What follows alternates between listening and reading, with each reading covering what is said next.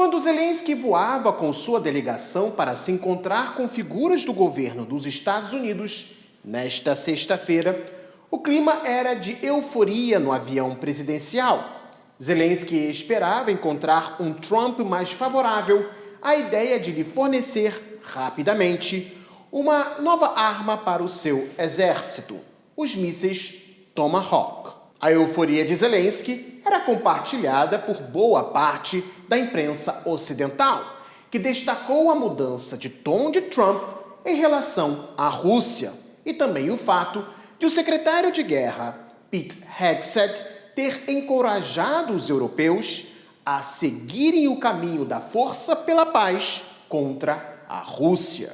Mas, assim que pousou nos Estados Unidos, logo Zelensky percebeu que o cenário não era de festa para a Ucrânia. Em primeiro lugar, praticamente ninguém do lado norte-americano foi o receber no aeroporto.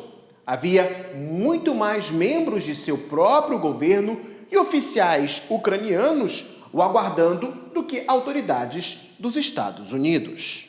Quando foi às ruas de Washington para se encontrar com manifestantes pró-Ucrânia, Andrei Yermak, chefe do gabinete presidencial ucraniano, encontrou apenas 2 pessoas. Uma queda brutal no nível de apoio às manifestações em favor de Kiev, na capital americana. Mas a maior surpresa ainda estava por vir. Enquanto Zelensky desembarcava de seu avião, Trump anunciava que teria naquele mesmo dia, na quinta-feira, uma conversa telefônica com Vladimir Putin. O telefonema foi uma proposta sua, consequentemente aceita pelo presidente russo. Nem Zelensky, nem os líderes europeus esperavam tal movimento. A esperança deles era de que Trump, irritado com Putin, não lhe daria ouvidos e estaria disposto a atender às demandas de Zelensky para mais armas e apoio. A surpresa também atingiu a imprensa ocidental, que nas últimas semanas vinha se esforçando para transmitir a imagem de que Trump havia finalmente abraçado a causa de Zelensky e que os mísseis Tomahawk já estariam a caminho da zona de combate contra a Rússia. Embora nada descarte a possibilidade de Trump fornecer novos mísseis à Ucrânia, o cenário foi bem diferente do esperado na tarde da quinta-feira. Pouco antes de falar com o presidente russo, Trump foi questionado sobre o que achava do desenvolvimento de novas sanções contra a Rússia por parte do Congresso estadunidense. Ele se posicionou a favor de frear essas sanções por um motivo óbvio. Ele quer negociar. Então, o líder da maioria no Senado, John Thune, disse hoje que gostaria de avançar com o projeto de lei que imporia sanções à Rússia. O que você acha disso? Bem, vamos ver. Ele ainda não sabe da ligação. Vou falar com ele mais tarde. E isso dependia do que eu queria fazer. Então, vamos ver o que acontece. Talvez essa ligação seja tão produtiva que acabemos querendo a paz. Queremos parar com as mortes. 7.000 pessoas por semana. Dá para acreditar? Queremos parar com as mortes. Então, vou falar com ele e com o presidente da Câmara, Mike Johnson. Vou falar com eles um pouco mais tarde e contar-lhes sobre isso. E vamos tomar a decisão certa. Não sou contra nada. Só estou a dizer que talvez não seja o momento ideal. Pode acontecer em 1 ou 2 semanas, mas a decisão é minha, como você sabe. Pouco depois, veio o telefonema, que teria sido a mais longa conversa telefônica entre os 2 presidentes neste ano, 2h30. Embora os detalhes da conversa são confidenciais, Trump partiu para a imprensa dizendo que se encontrará com Putin na Hungria. Sim, eu diria que em cerca de 2 semanas, algo assim, bem rápido. Marco Rubio vai se encontrar com seu parceiro russo, como você sabe, Lavrov. E essa reunião deve acontecer em breve. Eles já estão marcando hora e local, talvez até já esteja tudo acertado. Eles já conversaram e achei que foi uma ligação muito boa. muito produtiva. Mas eu vou me encontrar com o presidente Putin e vamos tomar uma decisão. Amanhã, vou me reunir com o presidente Zelensky e contarei a ele sobre a ligação. O problema é que os dois não se dão muito bem e às vezes é difícil organizar encontros. Então talvez façamos algo separados, mas em pé de igualdade. Vamos conversar com ambas as partes. A relação entre eles é terrível e é algo que ninguém acreditaria se não visse. Então, teremos a reunião que será na Hungria, com Viktor Orbán como anfitrião. Já era hora disso acontecer. Na semana passada, mais de 7.000 pessoas foram mortas. É absurdo. E veja, isso não afeta o nosso país. Não estamos perdendo americanos, mas eles estão perdendo russos e ucranianos, na maioria soldados. Esperamos conseguir parar isso. Achei que, por causa do meu relacionamento com o presidente Putin, isso seria resolvido rapidamente, mas acabou demorando. Quem diria que eu resolveria o Oriente Médio antes disso? Já foram 8 acordos, e este será o 9º. It's turned out to be, who would think I did Middle East before I did this? We did a total of 8 now, 7 and now 8. And we're going to make this number 9. Os dois presidentes decidiram celebrar os 2 meses desde o encontro no Alasca com a conversa telefônica. Trump a descreveu como muito produtiva, destacando que representou um grande passo à frente.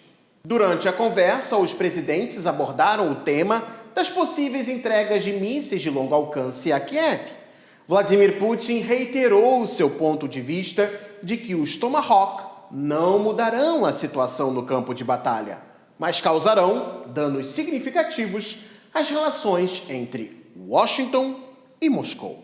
Está claro que Trump quer expandir seu sucesso no Oriente Médio, embora o plano de paz para Gaza possa ser interrompido a qualquer momento. Também está claro que a chantagem com os mísseis Tomahawk ainda não terminou, mas está se transformando cada vez mais em uma espécie de blefe aberto, à medida que Washington percebe que Moscou não cai nessa. O primeiro-ministro da Hungria, Viktor Orbán, já declarou estar pronto para que Budapeste receba a cúpula entre Putin e Trump, chamando o evento de uma grande notícia para os defensores da paz em todo o mundo. Ele telefonou imediatamente para Trump e, após a conversa, afirmou que os preparativos para a cúpula Rússia-Estados Unidos estão a todo vapor, chegando a chamar a Hungria de Ilha da Paz. Além disso, o mercado de ações russo reagiu positivamente à conversa telefônica entre os presidentes. Mas o que será que mudou nos 2 meses após a cúpula no Alasca? A ideia de um encontro entre Putin e Zelensky, seguido por uma reunião a 3 com participação de Trump, desapareceu. Ela não é mais mencionada, embora seja evidente que o presidente dos Estados Unidos ainda deve voltar a essa ideia. No entanto, neste momento, o que importa para ele é voltar a se encontrar com seu colega russo, algo que nem os europeus, nem Zelensky queriam que acontecesse. Apesar de todas as questões problemáticas relacionadas à resolução do conflito na Ucrânia, os 2 líderes demonstram respeito mútuo e também expressam publicamente disposição para compromissos. No mínimo, isso indica que, pelo menos durante o período em que Trump estiver no poder nos Estados Unidos, não se deve esperar uma escalada significativa nas relações entre Moscou e Washington. Bom, pelo menos é o que parece. É importante também o fato de que esse será o 2º encontro. Se as partes concordaram em realizá-lo, isso significa que há algo a ser discutido. As especulações sobre a completa falta de entendimento entre os Estados Unidos e a Rússia em relação ao conflito na Ucrânia podem, portanto, ser consideradas refutadas. Ao que tudo indica, existe algum esboço de acordo entre as partes. Mas também é verdade que Washington e Moscou ainda precisam chegar a um acordo sobre detalhes do processo de resolução. Detalhes que, sem dúvida, são sim importantes, mas ainda assim provavelmente são secundários.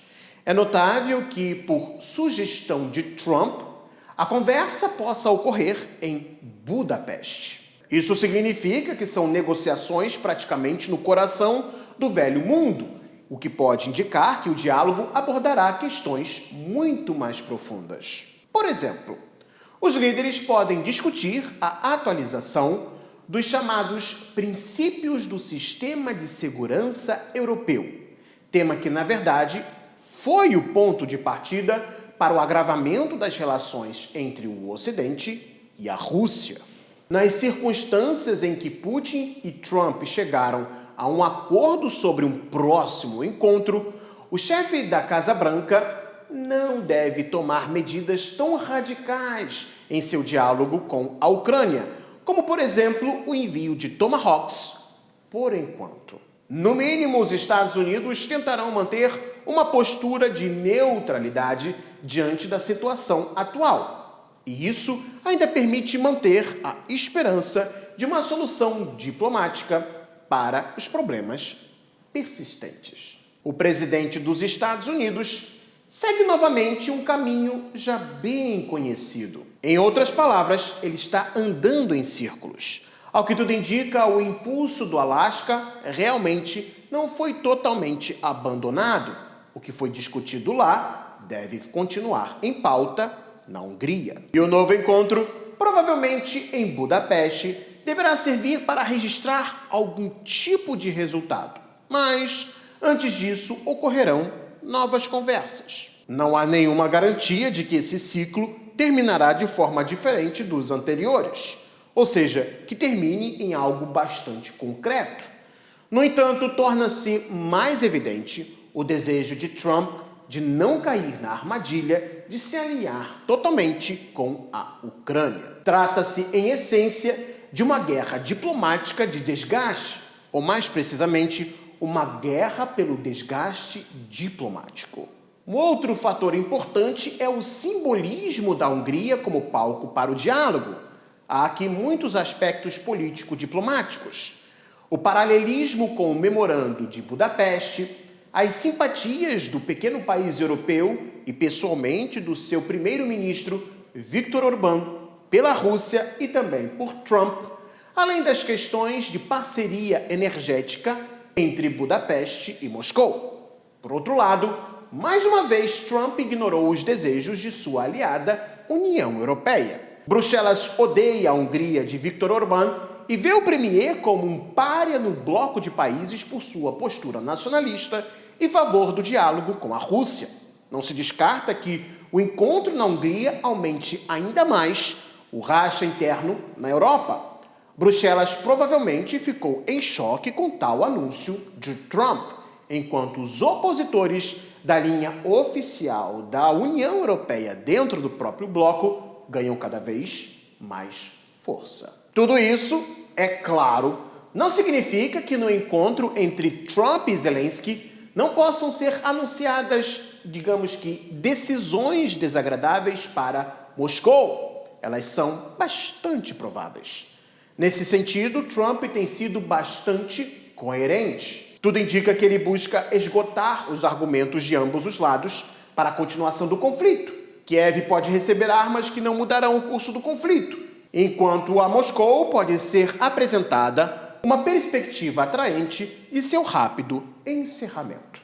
E se você gostou desse vídeo, deixe o seu like, se inscreva no Gazeta do Mundo e também nos siga no X e no TikTok.